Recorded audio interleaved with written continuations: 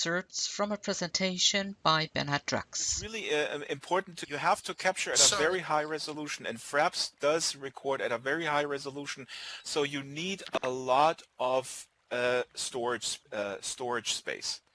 So you need to have a lot of drives. You need to work with the highest resolution until the very, very end. My average Pro Tools session for one of these 5-minute videos has at least 20 different tracks. 20 different tracks that I have to coherently mix. People usually don't know that. For a documentary, for this 5-minute documentary, I conduct a 90-minute interview, and then I do follow-up interviews. And it's not unusual at all to have hundreds of hours of footage, of not only interview footage, but also just keep the camera rolling. Then you have the ambient sound. So just in terms of sound, you have ambient sound, stuff that happens between the interviews, and so on and so forth. When you are planning to inserting yourself as a voiceover, I highly recommend that folks pick up a good microphone. And a good microphone today is not like it was 10 years ago where it was several $1,000s. You can still buy a microphone, and I have several standing around here that are several $1,000, but you can buy a podcasting package for $100. Use a good condenser mic. A condenser mic, it makes all the difference. It's the pleasant, and we have beautiful voices. Again, I'm biased in the sense that I'm from radio, but even in film, everybody will tell you the sound is more than half the movie. I think the disease now is more like, hey, publish, publish, publish, stream, stream, stream. I was talking earlier about Twitch, which is like Ustream for gamers. And this is another thing where I, as a father, am confronted with the opportunity to teach also my children and his friends the difference between something polished with a deliberate narrative and something that is just goofing off, which is fine, yeah. But give you a concrete example. My son started doing a Minecraft video podcast, basically, with a number of cuts. It's not really scripted or anything as sort of elaborate what I'm trying to do in the sense of bringing in the information, but there is a lot of cuts already in there. Now, he learned over the weekend how much time that takes. Naturally, when he discovered, hey, I can just stream the whole thing, yeah, that's awesome. I can just sort of play, goof off, and it's out there for people to consume. And I'm trying to say that's legitimate that you want that, but there's a big difference between something that you design a little bit and something that is just stream of consciousness running around on the street with a microphone and not editing at all. And that's the same danger that I see between, for example, investigative journalism versus blogging. I'm not knocking bloggers, but there's a big difference between somebody writing in the morning in his pajamas, and I'm in my pajamas also in the morning while I'm working. But there's a big difference between someone just sort of stream of consciousness writing sort of commentary on what's happening and a reporter staying on a story, doing background research, vet that information, go back and forth, and then writing an article. That takes more time, and there's a different value to it. It's not devaluing blogging. We need to relearn the nomenclature, I think. Is important is to learn the relationship between the desired outcome and what it takes. So if I go out, even in Second Life, and I interview someone for an hour, I need to keep in the back of my mind that in order for me to go through this hour and pull out the sound bites, that takes some time. Yeah, I can't say, oh yeah, an hour, cool, then yeah, so I have an hour audio and then that's basically it. No, that's your raw material. Then you have to sift through that raw material. You have to rearrange it.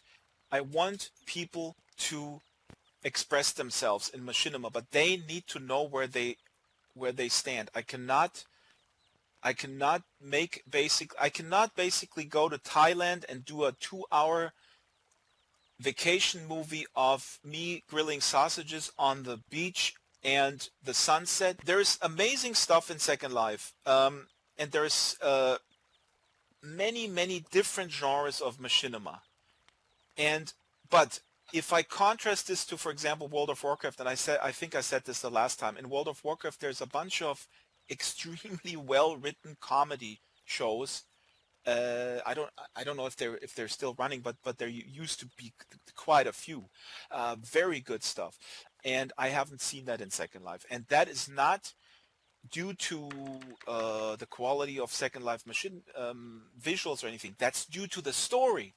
That's due to the punchiness of the story. I've seen in Snarky's, what is it called? Snarky's Journal or Snacky's Journal and Oli Biff, these guys in World of Warcraft. This stuff is written like a top-rated comedy show like 30 Rock or The Office, stuff like that. Comedy shows are needed in machinimas, absolutely.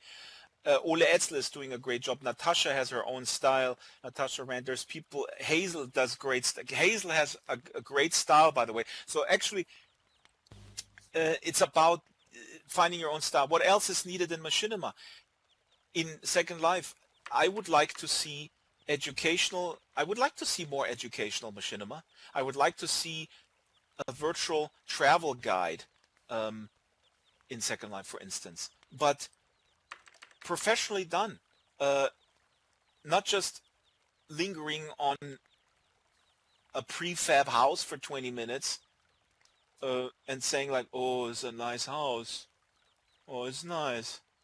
I'm not saying I've seen that, but I'm just describing the worst. Nobody watches that. Machinima is when you go on the ground and you work in real time, just like you go outside. Machinima is very closely related to independent filmmaking, where you go with equipment that is maybe not top of the line, but you go there with the passion, and then you want to film the sun, and all of a sudden it starts raining, yeah, and then you go with the flow. You go, oh crap, now it's raining, so I gotta maybe rethink my story or something.